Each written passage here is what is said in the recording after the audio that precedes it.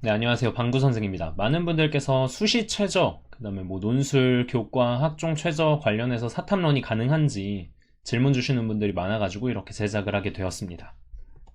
사탐론 관련해서는 제가 계속 영상을 올리고 있으니까 한번 확인해 보시기를 바라겠고요. 가장 많이 들어오는 질문 중에 하나가 이런 부분이에요. 국수형으로 최저를 맞추면 과탐 집어넣지 않고 그냥 사탐만 봐도 괜찮냐라고 질문 주시는 분들이 많아요. 이건 이제 학교마다 다른데 제가 그래서 이번 시간은 학교별로 나눠서 설명을 드려보도록 하겠습니다. 우선 이제 스카이부터 보겠습니다.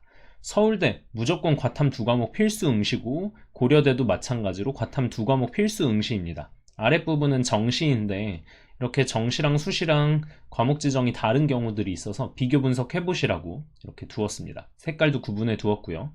이 오른쪽에 보이는 건 연대의 최저예요. 연대 추천형의 최저인데 자연계열 보시면 일반 학과들 같은 경우에 두 개 과목 등급합이 5등급 이내 수학 포함이라고 나와 있어요. 그리고 이제 자연 같은 경우에는 수학의 경우 공통선택 이제 미적분 기하중 택일이고 탐구는 과학탐구만 반영입니다. 근데 이제 입학처에 문의한 결과 과탐을 넣지 않으면 사탐 두 과목을 응시하셔도 괜찮다라는 답변을 받았어요. 그러니까 이제 이하 모를 맞출 때 수학은 하나 반드시 들어가야겠죠. 그 다음에 이제 국어나 영어로 맞추게 되면은 과탐을 응시하지 않아도 된다라고 알고 계시면 되겠습니다. 자, 다음으로 넘어갈게요. 성균, 서강대, 한양대, 이화여대 이렇게 네 곳은 그냥 사탐으로도 최저 충족이 가능합니다. 별다른 제한 문구를 넣어두지 않았어요. 필수 지정이 없고요. 다음으로 넘어가 보죠. 중경외시입니다. 이제 중앙대, 경희대, 한국외대 같은 경우에는 제한이 없어요. 그냥 사탐으로도 최저 맞출 수 있다라고 알고 계시면 되고요.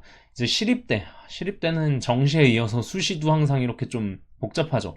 우선 교과 전형 같은 경우에는 자연계열 1, 2로 해서 선택 과목들을 지정을 해두고 있어요. 잠깐 멈춰놓고 한번 읽어보시는 걸 추천을 드리고요. 그 다음에 학생부 종합전형 서류형 같은 경우에는 제한이 없습니다. 근데 이제 이 교과 전형 같은 경우에 그래서 아무튼 3개 등급합이 7 이내예요.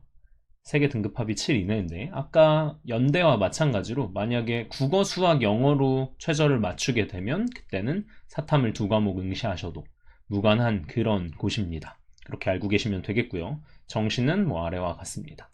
자, 다음으로 건동홍숙 라인에 보면은 이제 건국대, 동국대, 숙명여대 같은 경우엔 그냥 사탐으로 최저를 맞출 수 있습니다. 근데 이제 홍익대 같은 경우에는 정시 때도 홍익대는 과탐 두 과목이 필수 응시였죠. 수시도 마찬가지입니다.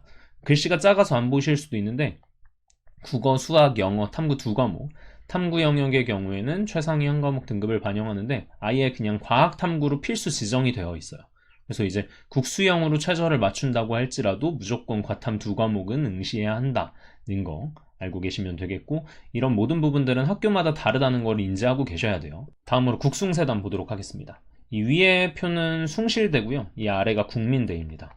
보시면은 미적분 기한대 제가 이거 실수로 확통까지 넣었네요. 아무튼 숭실대 같은 경우엔 과학탐구 한 과목, 그다음 국민대도 과탐 상위 한 과목 이런 식으로 적혀 있는데 입학처 문의 결과 국수형으로만 맞추게 될 경우에는 당연히 과탐이 필요 없다라고 이야기를 했습니다. 혹은 이제 어차피 상위 한 과목 반영이기 때문에 사탐, 과탐 한 과목씩을 섞어도 문제가 없다고 하네요. 그래서 학교마다 다르기 때문에 아까 홍대처럼 두 과목 다 막혀있는 그런 경우도 있으니 꼭 직접 문의해 보시기를 추천드리겠고요.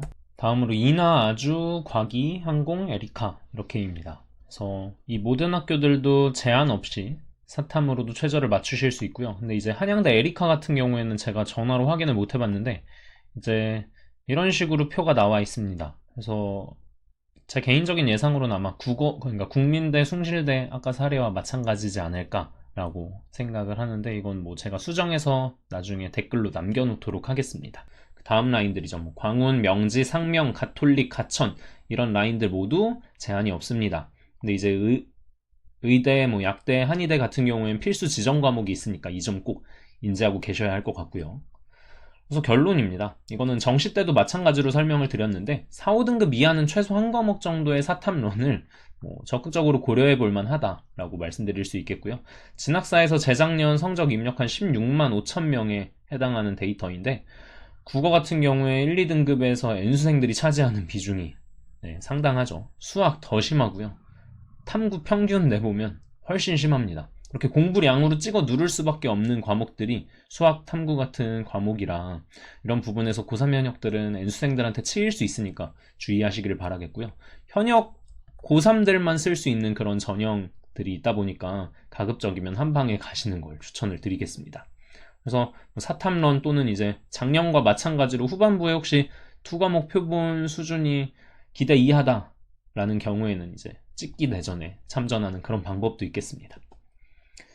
진짜 마지막이에요. 노란색으로 표시해놨는데 사탐 하나 틀리면 3등급이라고 자꾸 이제 좀 자극적인 워딩으로 말씀을 하시는 분들이 있어요.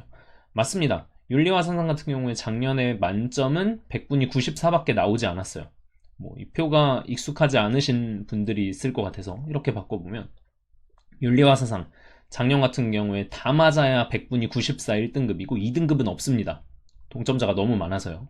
2점 하나 틀리면 100분위가 86으로 떡락을 하게 되죠. 3등급입니다. 근데 과연 다른 사탐들도 다 그럴지, 그 다음에 작년 윤리와 사상은 그런데 재작년 윤리와 사상은 그렇지 않거든요. 생윤이랑 같이 보여드리면 표점도 참 높고 변별도 참 잘 됐죠. 199, 98, 97, 96 여기는 다 살아있는 모습을 확인하실 수 있습니다. 공부를 열심히 최선을 다해서 했는데도 3등급인 것과 출제진, 그러니까 교수님들이 출제 난이도 조절에 실패하고 플러스 본인의 실수가 가미돼서 나오는 3등급과는 좀 차이가 있죠. 판단은 본인의 몫이지만 충분히 이것저것 고려해보고 좋은 선택을 하시기를 바라겠습니다. 그래서 이 정도로 일단 아무튼 최저 정리 마무리하도록 하고요. 추가적으로 궁금한 내용들은 댓글 남겨주시면 제가 답변 드리도록 하겠습니다. 시청해주셔서 감사합니다.